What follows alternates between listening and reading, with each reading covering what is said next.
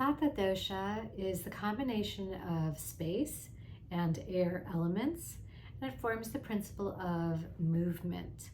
Vata exists wherever there is movement. It exists in our nervous system, the flow of thoughts, the flow of neural impulses, the flow of the mind. It exists in our respiration, that movement of the breath. It exists in circulation, the elimination of waste. So Vata is considered one of the most influential doshas because this principle of movement really defines who we are. So with every dosha, there are positive qualities, and we could say negative qualities, or qualities of when we're out of balance. And this is true physically, and this is true mentally as well. For Vata dosha in particular, Vata people are really love movement. So they're the people who love to run, they love to jog, they love to sit in a swing. They find that sense of movement really harmonizing for them. They really like having that sense of movement, and for them, missing an exercise routine, not having that movement can make them feel really out of balance. The caveat to this is sometimes Vata people are moving too much, so they can be prone to hyperactivity. It's important for them to not overdo it. They can very easily deplete their energy and overdo it. They're constantly on the go. They walk fast, they talk fast, they think fast. So this might be characteristic of somebody you know where it's very hard for them to sit still, and they sometimes might need those reminders to be able to ground themselves, to be able to sit still. So Vata people also love to talk.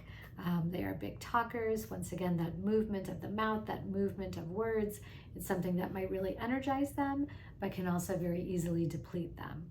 So because Vata is governed by that principle of movement, Vata people can also be very prone to instability, to irregularity.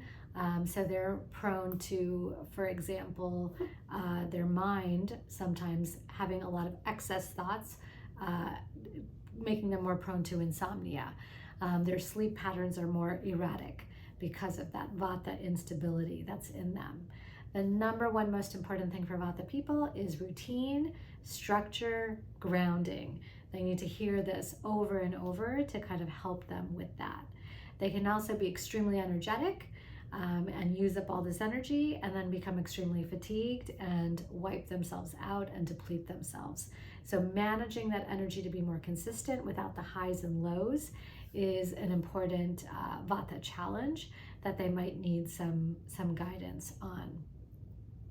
Physically, Vata people have more of a slender physique. They might be slender and very tall, or slender and very short. They're also prone to their skin being more dry, more rough. They need to really emphasize moisturizing, but in particular the oil massage. Daily oil massage practice is one of the number one things that you can ask about the person to do. That's going to help them physically and mentally. Digestion-wise, Vata people have irregular appetites. They might have a huge appetite at one meal, no appetite at the next meal. They often tend to skip meals and can be very forgetful, but they need that consistency of the same meal time each day is really important for them. So they also can be more prone to constipation and dry stools. Once again, that principle of movement, the movement of the stools is getting impaired, which is creating that constipation for them. So those are very common patterns for Vata individuals in terms of their physical makeup. Because Vata governs the nervous system, they're also more prone to nervous system disorders. Mentally and emotionally, this can manifest as being more prone to being anxious and nervous. They might be a little scatterbrained or flighty because their thoughts are ungrounded, their mind isn't grounded. They might have trouble making decisions, getting more prone to being confused. So ADHD can be a common Vata person diagnosis with that hyperactive mind, is that very Vata quality. It's important for Vata people with their sensitive and delicate nervous systems to be really conscious about how much time they spend with their electronic devices. It's even more important for them to have a break from the computer or the TV or the phone to help reset and rebalance their nervous system.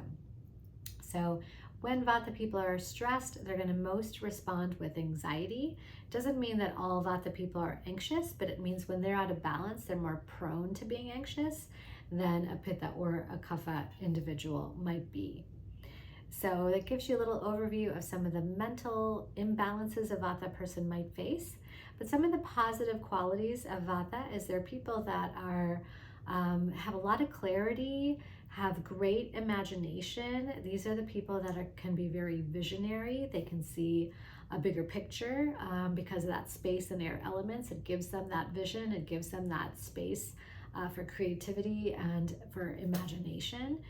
So this is a Vata strength that they can really try to capitalize on. They're also individuals that can be very flexible.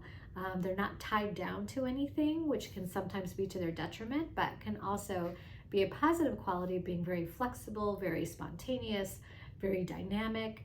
So it's important for a Vata individual to really understand that these are some of their strengths and how to capitalize on their strengths. And for the things that they know might be their weaknesses, in terms of either mental emotional imbalances or physical imbalances, they can start to take measures to counteract that. So some basic principles for a Vata individual to help them stay in balance is to think about consistency and structure in their daily routines, to think about being grounded as much as possible, to prioritize rest because they can tend to deplete themselves and overextend themselves.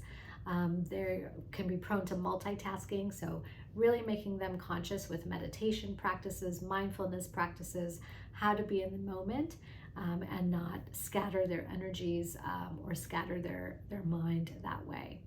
So knowing this wisdom about Vata dosha can help Vata individuals take charge of their health and also think about prevention and ways to keep themselves in balance. They want to eat foods that are warm, that are cooked, that are nourishing, that are grounding. Almond oil, almond butter, almond milk. These are all nice ways for Vata people to have that warmth and have that grounding that are really important for them. So if you are a Vata individual, I encourage you to start implementing some of these Vata tips and suggestions into your own life.